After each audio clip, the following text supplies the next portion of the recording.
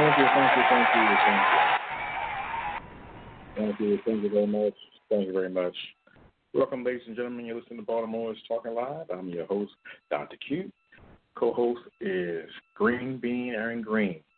Unfortunately, he's flying around on his paper airplane like he usually does.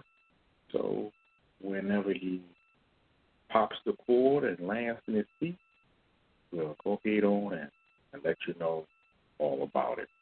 Today is Couples Tuesday, December the 8th, and we got the Ask Us About It lined up for the day, Deal Breaker and all, Black History Minute, and of course, the What's New in Baltimore. Now, today we swore in the new, mayor and comptroller, and of course, the city council president, which I'm not too happy about it. But that's politics. That's what happens. You get to suffer along with the rest of the people. You know, didn't like one term, somebody else didn't like the last term, so you switch terms on who's being disappointed. So now it's our turn to be disappointed, and their turn to be happy. And then the next election goes around, it might be your turn to be happy and their turn to be miserable. Or maybe you get 2 terms of happy, and then somebody might get 2 terms of miserable, you know. As far as I see it, that's pretty much how it goes. Somebody's got to go up, somebody's got to go down. You'll never find it, like I said before, you either have a good mayor or a terrible city council and a good police commissioner, or you're going to have a terrible mayor, a good police commissioner, good city council, but you can never get a good mayor, a good city council, and a good police. You know, that's the Rubik's Cube that you're trying to fit into the puzzle, but it just don't work. We just haven't been that lucky to have, not in these days, just haven't been lucky to have things like they were supposed to be. So, while Green is on CP time, I guess we'll go ahead on and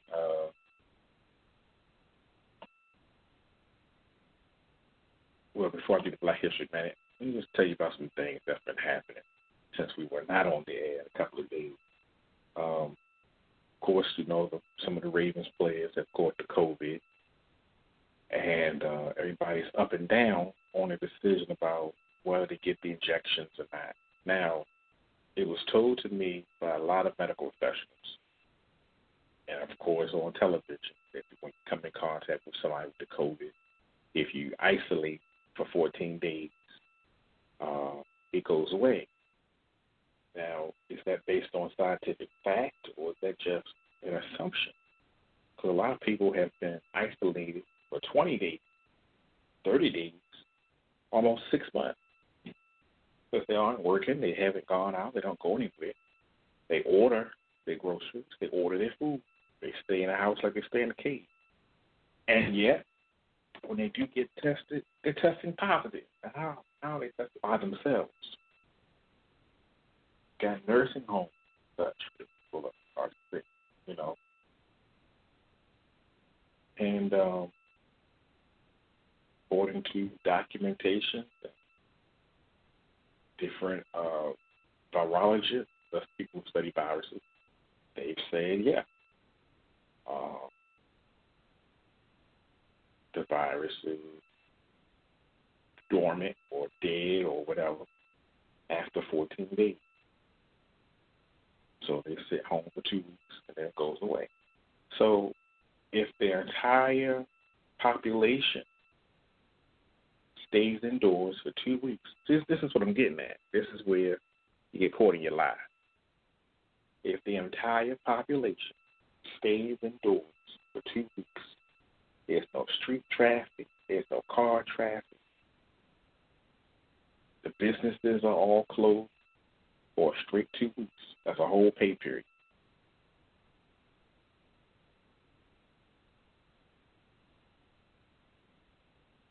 And that's not going to work because you got to eat. Somebody got to be out there delivering food.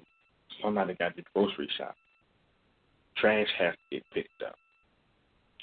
But let's just say, for the sake of argument, if it were possible for a whole region or area to stay indoors for 2 weeks, then they would be COVID free.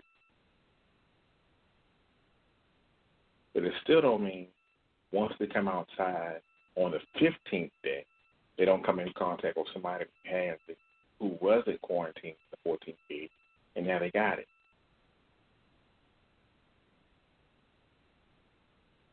So you would have to put people in a box for 2 weeks.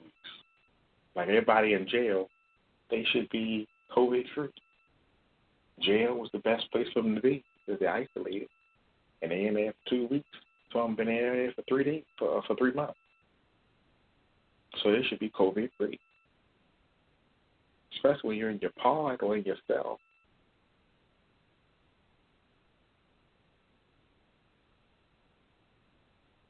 So with the lies that's going on, you just don't know who's telling the truth and who to believe and what's going on. But they say they call it the cavalry. They say the cavalry is coming. But like I said before, if you wanna take it, go ahead and take it.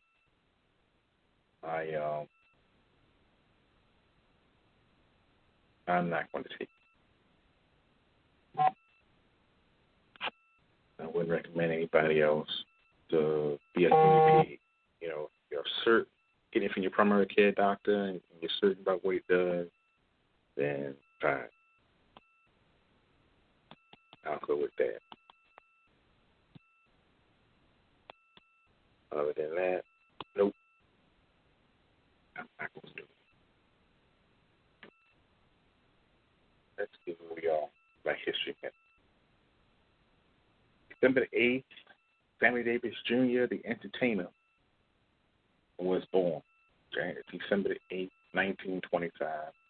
And, of course, you know, he died in 1990 before Tupac.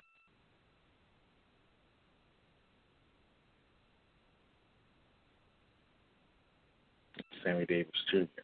I remember he used to call himself the Candy Man, such like that.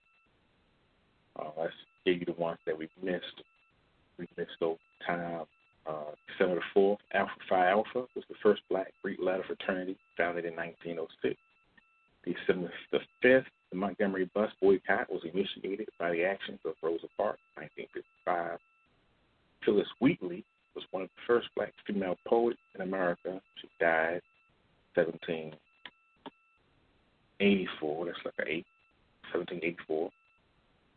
And the National Council of Negro Women was founded by Mary McLeod Bethune in 1935, also on December 5th.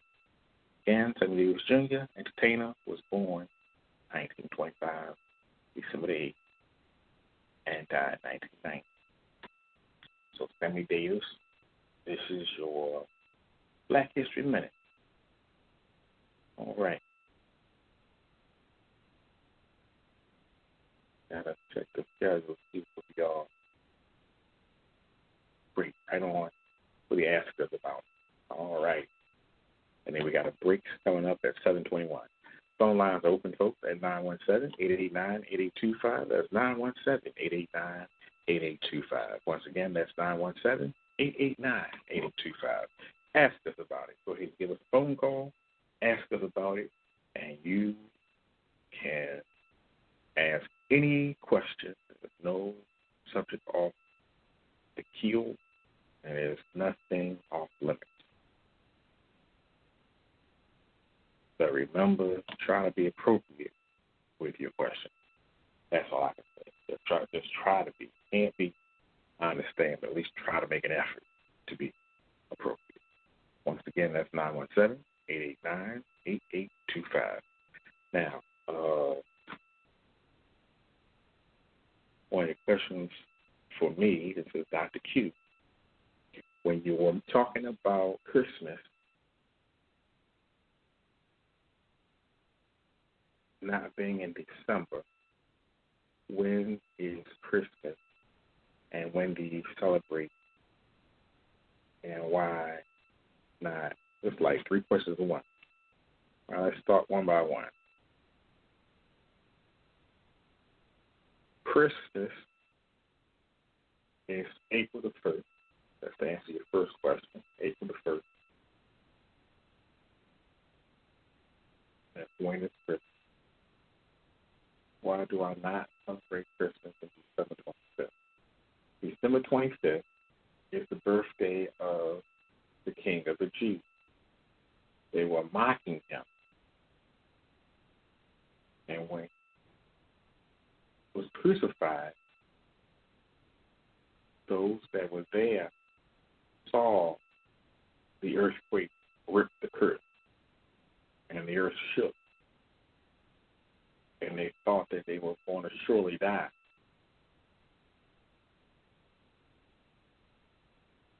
But the others who were not there walked upon a peaceful scene. There was no earthquake, there was no ground shaking, nothing happened. There was no violent eruption. It was all, perhaps, a figment of their imagination. So these particular people who did not see it said if he's considered to be the king of the Jews and they put a crown of thorns on his head, that's who his crown, made out of thorns, they said let's also bury him as the king of the Jews.